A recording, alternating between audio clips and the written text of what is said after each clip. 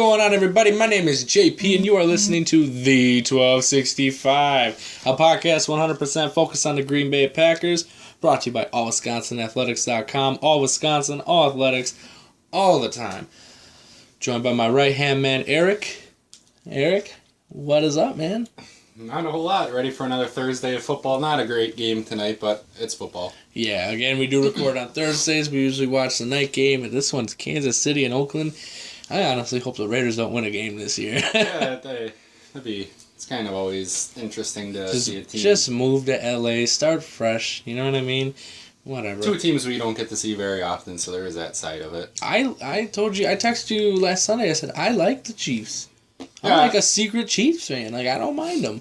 And like I told you, I've like, in a way they remind me of Green Bay. You know, the city, this stadium, fans are just crazy like Green Bay. Yeah, except for they set world records for like sound and stuff. Green Bay. And they don't have number 12. We do.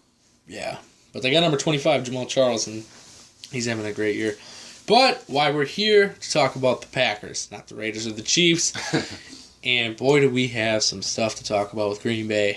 Going against Philly, I mean, I predicted it last week on the show. I said, watch, Green Bay's going to blow them out. It's going to be bad. But, I mean, deep down, I was like, okay, maybe I'm wrong. Like, what if I'm, like, this is still a good team.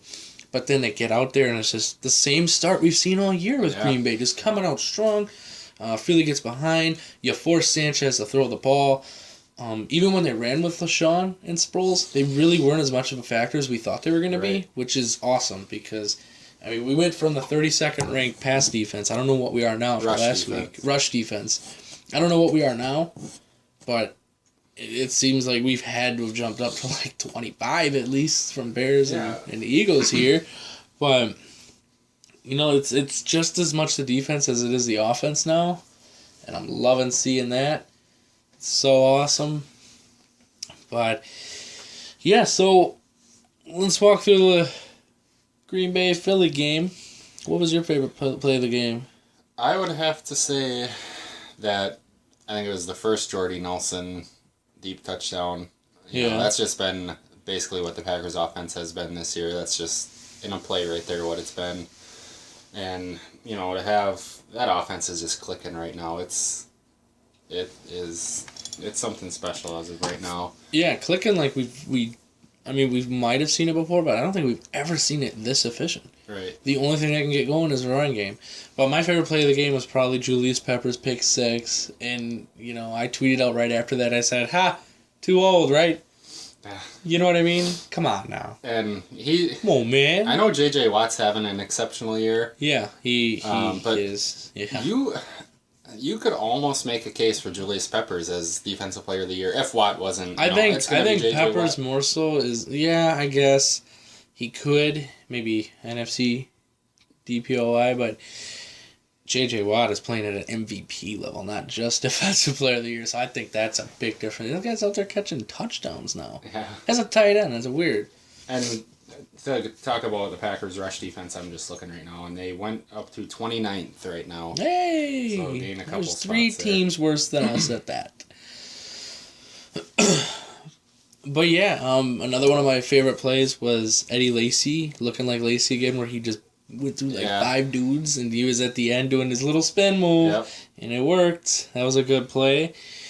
What else was there? Peppers pick six. Yeah, that's what I was just saying. Yeah, Peppers pick six was huge. Yeah, he basically, I don't know who he drugged from the 5-yard line to the 10-yard line, guy hanging on his back. Yeah, that was that's Julius Peppers though. How big has he been? He's been amazing, and like I said, everybody says he's too old.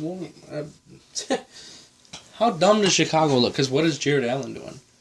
All right. But we go back to Clay Matthews moving to inside linebacker. I think that is the best and biggest change that Capers could have ever made with this defense. You couldn't do that last year because you didn't have a Julius Peppers. Where was your pass rush going to come from? That's true. Now that you do have Peppers, I guess it opens up to do new weird stuff. I think they've had that idea going for a little bit here. And if they could have got C.J. Mosley in the draft, we probably would have saw it as well because we wouldn't have had Peppers then if we got Mosley. So I'm sure... Oh, we got Peppers before we got the draft, didn't we? Yeah, but I mean, okay, you wouldn't. Yeah, I guess I know what you're saying though. You were gonna get either one or the other. Yeah, you weren't gonna get both of them. But we had another great game out of our safeties. How about Micah Hyde on special teams returning that punt? Oh, that was great. You know, as I'm seeing it in the air and I see Micah Hyde standing there and the guys are coming real close, I'm like, dude, call fair catch. I'm glad he didn't listen to me through the TV because that was awesome. He has been. Yeah, I mean, I think the Packers have found their punt return guy, and as you know, as we move on, I don't know that you're going to really want him back there because, again, we go back to the whole Randall Cobb thing. Do you want one of with Hyde it is a little bit different because that's kind of his specialty. But I'm saying like if he does get thrown in there at safety and stuff, I'm wanting to not have one of your starters in on kick return and punt return. I am too, so but right now the best guys we got to do that job is Hyde and Cobb. So we gotta go with that. Unfortunately, Cobb really hasn't done much in that aspect, which is fine. Yeah. He's been having a hell of Randall Cobb, Jordy Nelson. I'm gonna say it right now is the best wideout combo in the NFL. It's up there, if not it's the best. I'm not saying it's up there. I'm saying it's number one. Like who else would you put above him? Who could you put above him? Denver, Emmanuel Sanders, and Demaryius Thomas. That. You could. I mean, you could. But statistically wise, and Demaryius and them, they get the long ball once in a while, but you see a lot of those yards come from like little 20-yard, 30-yard passes. These guys are catching 60, 70 Two unpopular choices here. Chicago with Jeffrey and Marshall, and then Detroit with Tate and Calvin Johnson. You got to have the quarterback, though, yeah, to make that combo work. I think in the end, Rodgers and Jordy is going to go down like Peyton and Marvin Harrison. I think it's going to go down like that kind of group of guys. It's something special, that's for sure. But Green Bay scoring 108 points or so in 2 games is unheard of. Yeah. It's unfreaking heard of. I don't know. That offense is just... I didn't think it was going to be this good. I knew it was going to be good with the playmakers you have, but I didn't think it was going to be this good. I think Rodgers is having a better year now than when he won the MVP in 2011. Yeah. I would definitely say that. So I think he gets MVP. And I'm not just being a homer. I'm saying Aaron Rodgers is your freaking MVP. He has to be. Yeah, he's gotta be. The way I look at MVP, and nowadays MVP is such a stat thing, which it shouldn't be. I don't think it should be just what it says, the most valuable player, who means the most to their team. Yeah. You take Rodgers off of the Packers, we saw what happens. Yep. We saw. You know what's funny too is we've probably seen the same amount of Matt Flynn time this year because of blowouts that we did last year because of an injury. Yeah. Yep. But no, I totally agree. I think MVP has to be who's the most valuable player in the league. And to their team. Well, in the league, though, you know? So it's like, I think MVP has to be that guy who could go to any team and turn them into a winner. And I think Rodgers is that guy. I think he could turn Oakland into a winner. I think he could turn, a team like Tampa into a winner. You know what I mean? You could say the same about Tom Brady. You could. And Tom Brady, I think, is a close number 2 to that MVP My race. 3, I would say, you got Rodgers, Brady, and J.J. Watt. Is he the third guy? I would say the exact same lineup. And not just because I have to see you 3 days a week, but I would say, I would agree with you completely. You could put DeMarco Murray in there. That's a 4th guy, but... Yeah, anyway. I guess you could, yeah. But for Green Bay to come out there, stomp Philly like that was...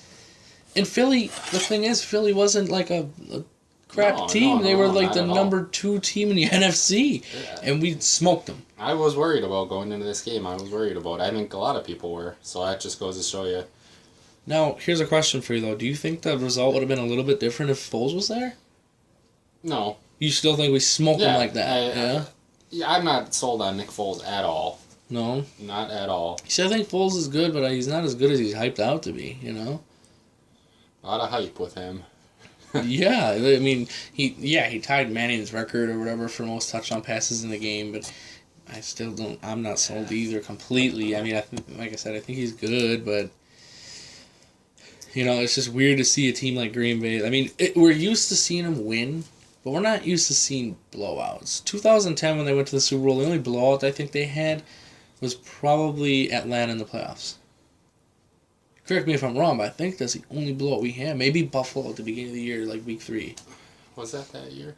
Yeah, that's the year Clay Matthews had 6 sacks in 2 games or something like that.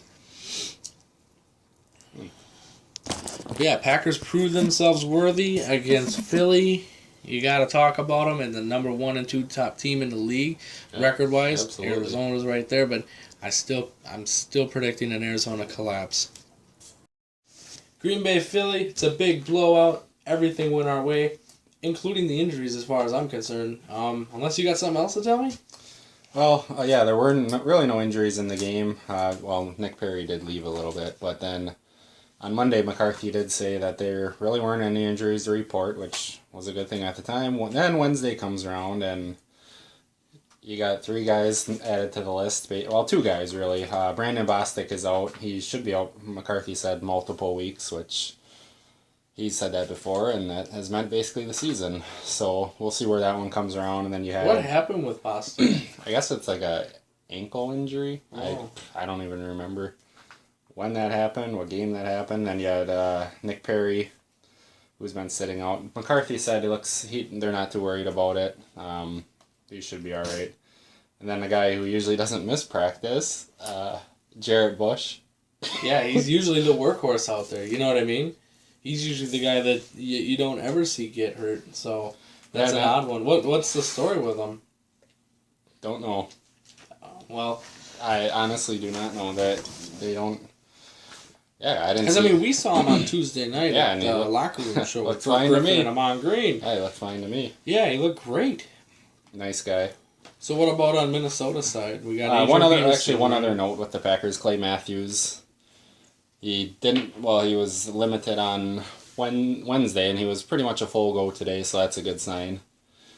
But anyway, and then Lang and Sitton both were practicing, and J. Ron Elliott back on the practice field for the Packers. But then on the Minnesota side, they had, yesterday they actually claimed Ben Tate off waivers, the running back from Cleveland. Yep. Possibly because Matt Asiata and Jerick McKinnon are both out again today for the second straight day.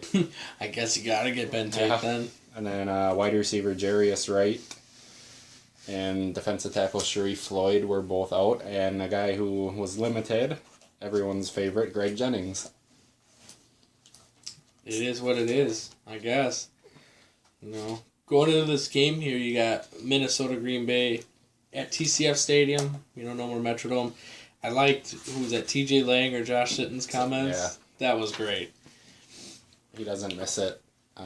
Turf sucks. The turf sucks, yeah. So that was good to see. I like that. Their new stadium's going to be great. But, supposed to be cold. 30 and I guess like a rain-snow mix is the latest I heard. Green Bay, seeing what they did against Minnesota last game, and, the only difference is Teddy Bridgewater.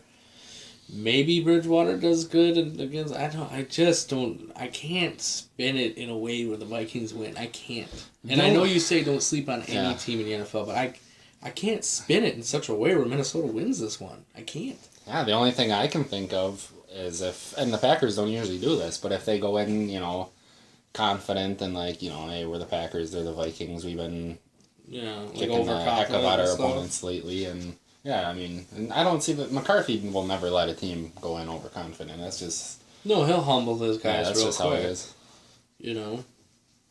Like I said, there's no way I can spin this one to where Minnesota beats Green Bay. I just see Green Bay coming in there and, to be honest, kicking the crap out of them. Well, it would be nice. I don't see... I kind of like being stress-free after the third quarter. I do so. It's a good feeling to have, You can just finally... Don't mind us. You can watch the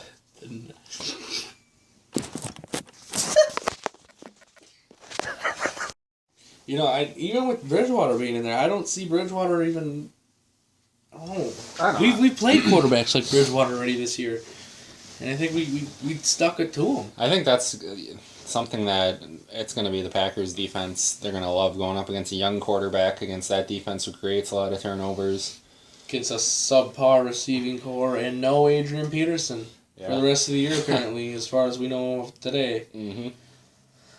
As we know, that could change real quick. But I don't see Minnesota even having like a home field advantage. Being even at TCF in Minnesota. There'll be a lot of Packer fans, There'll be a ton of Packer fans, and the place only fits 50,000 people? Yeah, something like that. It's garbage. It's garbage. But yeah, I see Green Bay going in there, killing them, destroying them, and just no remorse. And that's based on, too, of what we saw with Minnesota last time they were here. That was a fun game to be at. Yeah. Oh, yeah. So do you think a guy like Cordarrelle Patterson or any of them do anything? Greg Jennings.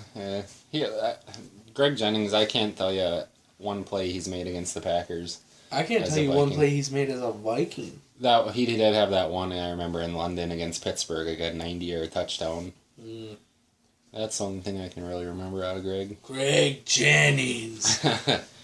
Doing this for Madden. What's the blame? I did see something the other day about because he hasn't done half of what they expected. Yeah, like, if they release him, would you want the Packers to, go after him? No. And I mean, that's kind of a... Absolutely not. Unless you really don't plan on resigning Cobb, then I guess you could bring Jennings back. Jennings Nelson worked. Yeah. I mean, he'd be stupid not to want to come back to Rodgers. Yeah. Like, come home, Greg. Come home. But, yeah, like I said, I can't spin it in any way where Minnesota wins. I can't say that enough because I just think Green Bay wholeheartedly, 100%. I'm willing to put $1 million if I had it on Green Bay on this Sunday. I hope you're right. I think if you're in one of those pick'em leagues where you get a... Oh, like that. Like the Survival League. Yeah. I think this is your game this week. Minnesota Green Bay. Yeah. Again, I hope you're right. So, could you spin it in any way? What would you say would be the Packers... What could cost them the game against Minnesota? Just like I said, going in too confident, which I don't... McCarthy's not going to let him do that, so I don't think that should be a topic of discussion. But, yeah, I mean, I don't know. I mean, Rodgers is just too good. I mean, it's come to the point where that you're amazed every time you're watching Aaron Rodgers play. Yeah. We've seen him play for how many years now? What, is this 8? Been quite a while. It's like almost 7 years for sure. Yeah, it's, you watch a guy like Rodgers and just his poise in the pocket. And one thing I noticed, he does have a temper, though. Yeah, a little bit. Like, he yells at Devontae, he yelled at Lindsley. I mean, as a you kind of do want that from your quarterback. Yeah. They don't have that going on in Chicago, and look how that's going for him. Well, no, he shoves his lineman. Yeah. You know what I mean? Remember that last year? But yeah, and with that, I guess we could make our picks for this week, huh? So what do you got? Green Bay, Minnesota. What's your final score? I'm going to go with the Packers, taking this one. I'm going to say the Packers 34, Vikings 23. You're giving the Vikings 23 points? Or are those like 23 fourth quarter Matt Flynn's in points? That's a very good possibility, yeah. You know what I mean? Yeah. Dude. Or against the Packers' backup defense. This is my boldest prediction yet. I'm saying Green Bay 42, Minnesota nothing. Oh, wow. I think we shut them out, dude. Yep. I went there. Well, all right. I think we shut them out. I really do. It's just so hard to shut out a team in the NFL, and it is. But like I said, I hope you're right. Well, the problem, not the problem, but the thing I've been having lately, like against Philly, I wanted to put up 60. Yeah. And against Chicago, they could have put up 60. Now it's at the point where it's like, is this the week Green Bay's putting up 60 points? Right. It's not like if they're going to win, it's like, are they going to get to 60, 70, 100? All right, the 1265's newest segment, Either Or. What the segment pertains to is I have 2 choices here, and I'm going to shoot them at Mr. Eric Upton. He's going to fire back with a response and the reason why he picked that person. Now, mind you, if I say 2 names or 2 guys or 2 situations, he can take it as he wants. It could be who's the better person, who's the worst. You tell me, man. I ask the question, you spin the answer how you want to. So, Cutler or Sanchez, who's worse or better and why? I would have to say, I'll just say which one I would take on my team. I would take Jay Cutler, just for the reasoning that he does have a strong arm. I will give him that. As much as people might not like to hear it, he is a tough guy. He's tough he's played through some injuries and stuff like that. I think everybody right away just thinks of the NFC Championship every time. So, which 9 times out of 10, that's the J you're going to get. Jamal Charles or Adrian Peterson? Well, I'm going to go with Adrian Peterson. I just think he can, and we've seen it in the past, single-handedly take, that's his team. Without Adrian Peterson, we've seen the Vikings aren't nothing too special without him, so I just think he's the best running back in the game. I do. He can make something happen every time he touches the football. So, yeah, I'm going to go with Adrian Peterson. All right. Here's the long-aged question for the past, 15 years here. Peyton or Brady? Brady. I'm going to go with Tom Brady. Peyton Manning, I've said this hundreds of times. Peyton Manning might be the best quarterback September through November. Once these games start to mean something and once it hits playoff time, he's just not the same guy. And, we've seen Tom Brady's won himself a couple Super Bowls. So I think Tom Brady, I'll take Tom Brady on my team. Calvin Johnson or Dez Bryant? I'm going to go with Calvin Johnson. Not that Dez Bryant doesn't create mismatches, but Calvin Johnson just throw him the ball, throw it up there. 9 times out of 10 he'll come down with it. Another reason Dez Bryant's just got such an attitude, yelling at his quarterback and yelling and making a big deal out of things on the sideline. Which it's good to have that from time to time, but I'd rather take somebody who's not going to be like that. Now your favorite question here. Aaron Rodgers or Brett Favre? Yes. You gotta pick one.